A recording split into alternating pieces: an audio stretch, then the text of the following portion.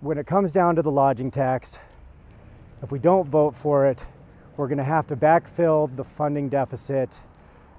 I don't want to necessarily have to pick winners and losers as to what we should fund and what we shouldn't fund. I feel like the most underserved are going to take the hit there.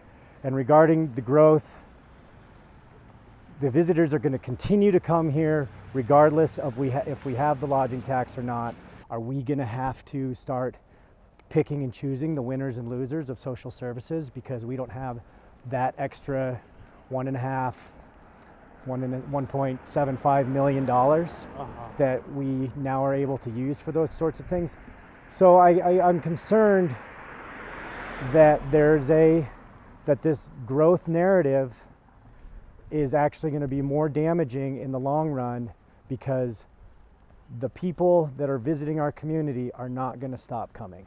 If the citizens of Teton County were to vote against taking $7 million from visitors, it's going to be a really hard argument for our legislators to go down and say, but we really want to talk about rejiggering the allocations on the lodging tax as it currently stands. I think that would be a really tough argument for any of the legislators from any other parts of this community or this state to swallow. And I think they would laugh us out of the Capitol.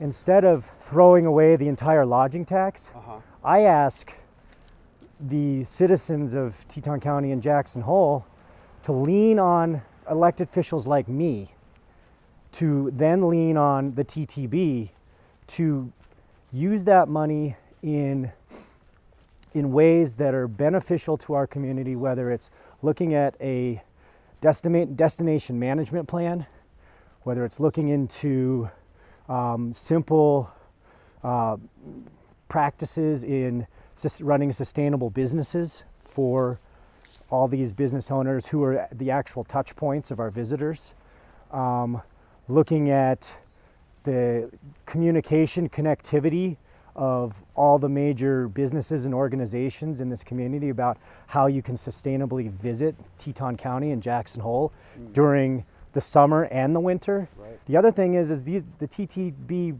meetings are open. Any public citizen can go to those meetings and give public comment on what your issues are. And I think if the TTB hears more that we don't like the growth, it's uncomfortable, why are we promoting things the way we are? Let's have those conversations. Let's not throw this away. I think there's opportunity to actually come up with solutions with some of this 60% allocation from the lodging tax.